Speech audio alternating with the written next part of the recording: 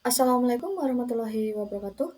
Perkenalkan, nama saya Isna Yunia Safitri dari kelompok 10 Pengelolaan Pendidikan. Di sini saya akan mempresentasikan hasil diskusi kami yang bertema pengelolaan keuangan atau biaya pendidikan. Sebelumnya, perkenalkan, nama saya Isna Yunia Safitri dengan 3 digit NPM terakhir 239 dan 2 anggota teman saya yaitu dadam saya Ilham dengan 3 digit NPM terakhir 238 dan Fikri Afrinal Baihaqi dengan 3 digit NPM terakhir 240. Untuk mengefektifkan waktu, mari langsung saja ke pematerian. Di sini ada latar belakang tentang pengelolaan keuangan atau biaya pendidikan. Biaya pendidikan merupakan dana yang diberikan kepada sekolah untuk memfasilitasi setiap kegiatan proses pembelajaran dan berbagai jenis keperluan dalam penyelenggaraan pendidikan. Pada dasarnya, pembiayaan pendidikan dapat dilakukan secara langsung dan tidak langsung. Biaya langsung merupakan pengeluaran yang secara langsung untuk membiayai proses penyelenggaraan pendidikan, pengajaran, dan pengabdian kepada masyarakat, termasuk biaya yang secara langsung menyentuh aspek dan proses pendidikan, sedangkan biaya tidak langsung merupakan biaya yang pada umumnya tidak secara langsung menunjang proses pendidikan yang terjadi di sekolah. Selanjutnya ada pembahasan. Di sini saya akan membahas 4, yaitu definisi keuangan atau biaya pendidikan, yang kedua ada definisi pengelolaan keuangan atau biaya pendidikan, yang ketiga ada sumber dana pendidikan, yang keempat ada jenis-jenis pengeluaran atau alokasi dana pendidikan. Yang pertama yaitu definisi keuangan atau biaya pendidikan. Pengelolaan keuangan atau biaya pendidikan adalah serangkai kegiatan yang meliputi perencanaan, pengorganisasian, pelaksanaan, dan pengendalian sumber daya keuangan yang digunakan untuk mendukung penyelenggaraan pendidikan. Selanjutnya ada beberapa proses. Pengelolaan melibatkan beberapa langkah, yaitu 1. Perencanaan anggaran. Perencanaan anggaran sendiri yaitu menentukan serta merencanakan kebutuhan biaya yang diperlukan untuk operasional pendidikan dalam jangka panjang maupun pendek. Yang kedua ada alokasi sumber daya. Alokasi sumber daya di sini menyusun prioritas pengeluaran supaya dana yang tersedia dapat digunakan secara tepat dan sasaran. Yang ketiga ada pelaksanaan anggaran. Pelaksanaan anggaran sendiri mengimplementasikan anggaran sesuai rencana yang telah ditentukan. Yang keempat yaitu pengendalian dan evaluasi. Di dalam pengendalian dan evaluasi sendiri yaitu memantau dan mengevaluasi penggunaan dana secara berkala untuk memastikan bahwa anggaran yang digunakan sesuai dengan tujuan dan tidak ada pemborosan.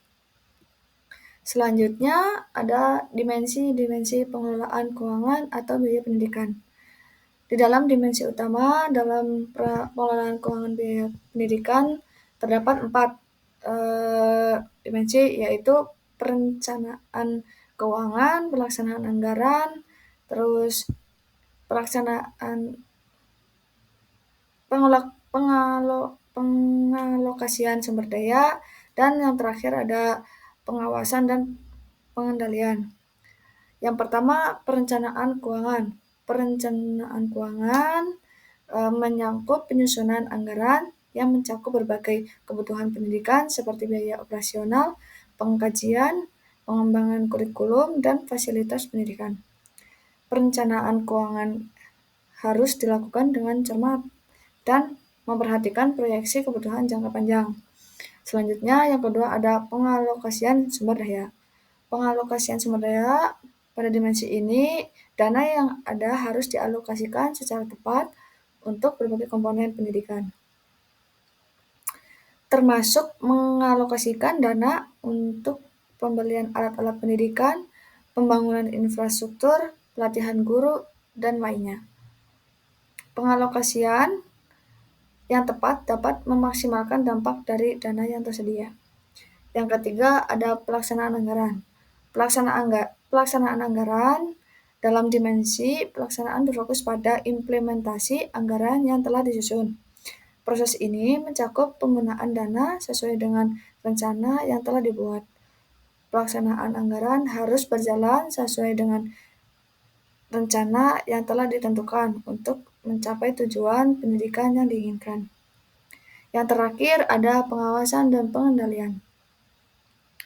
Di dalam pengawasan dan pengendalian, pengawasan keuangan penting untuk memastikan bahwa dana digunakan sesuai dengan tujuan yang telah ditetapkan.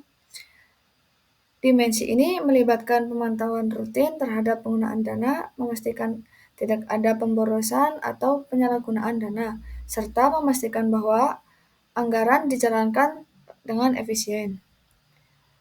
Selanjutnya, asal sumber-sumber pendidikan. Di dalam asal sumber-sumber pendidikan terdapat 5 sumber, yaitu pemerintah pusat. Yang kedua ada pemerintah daerah, yang ketiga ada masyarakat, yang keempat ada yayasan dan organisasi swasta, dan yang kelima ada bantuan luar negeri.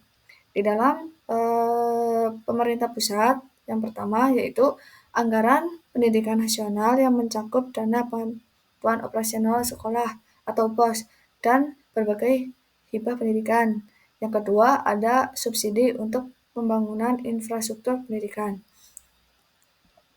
Selanjutnya yang kedua yaitu pemerintah daerah. Di dalam pemerintah daerah, anggaran pendidikan provinsi dan kabupaten atau kota yang mendukung kebutuhan sekolah seperti buku, beasiswa, dan pembangunan ruang kelas baru. Yang keempat dari masyarakat. Di dalam masyarakat ini terdapat 2, yaitu sumbangan dari orang tua siswa sebagai komite sekolah yang dapat berupa dana atau kegiatan sekolah, seragam, dan alat tulis. Yang kedua ada donasi dari masyarakat umum, alumni, dan lembaga swasta. Yang keempat ada yayasan dan organisasi swasta. Di dalam yayasan dan organisasi swasta, dana yang dialokasikan oleh yayasan pendidikan untuk program-program sekolah, termasuk beasiswa bagi siswa dan guru. Yang terakhir yaitu dari bantuan luar negeri. Hibah atau bantuan dari lembaga internasional seperti Bank Dunia atau organisasi non-pemerintah yang peduli terhadap pendidikan. Selanjutnya ada jenis-jenis pengeluaran atau alokasi dana pendidikan.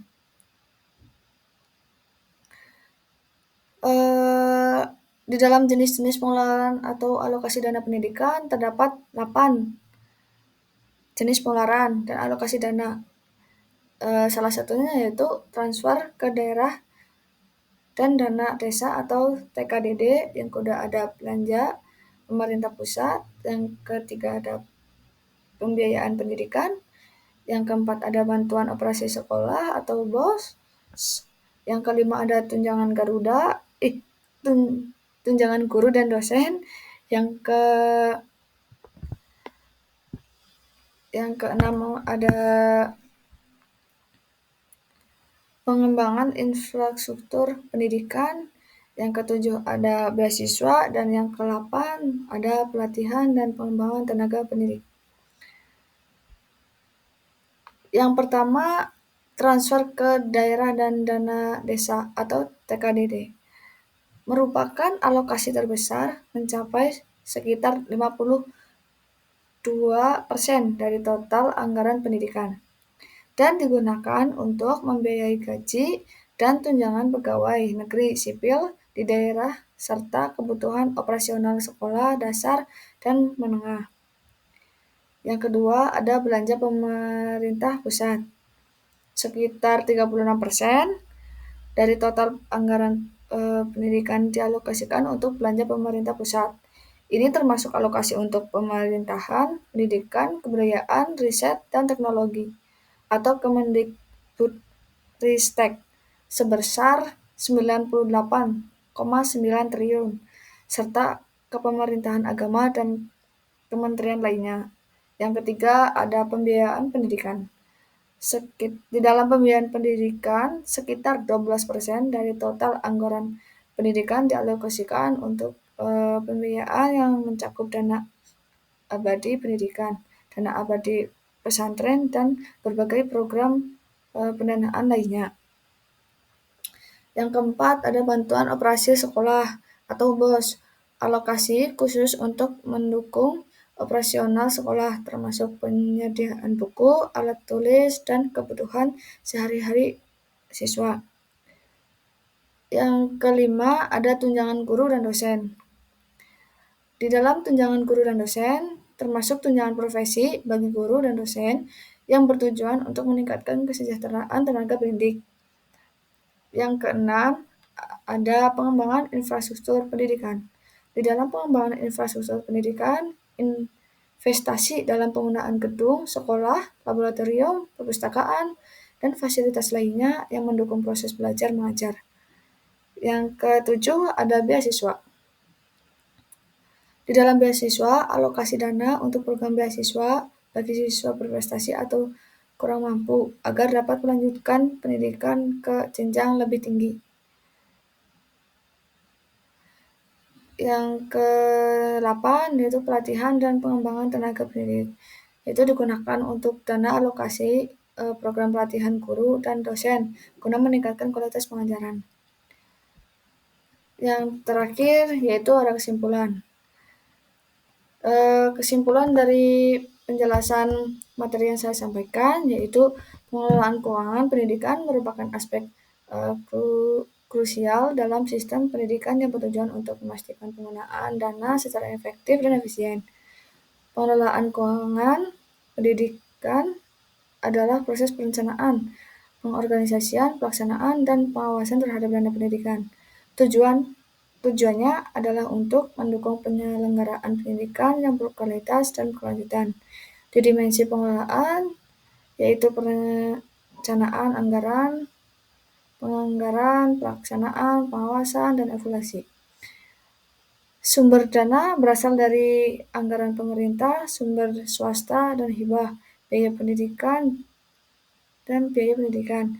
Jenis pengeluaran yaitu biaya operasional, biaya investasi, biaya program khusus, dan bantuan beasiswa. Dengan pengelolaan keuangan yang baik, diharapkan kualitas pendidikan dapat meningkat, aksesibilitas dapat diperluas, serta berkelanjutan program-program pendidikan dapat terjamin. Hal ini penting untuk menciptakan generasi yang terdidik dan siap menghadapi tantangan pada masa depan. Terima kasih atas presentasi dari saya. Kurang lebihnya mohon maaf. Wassalamualaikum warahmatullahi wabarakatuh.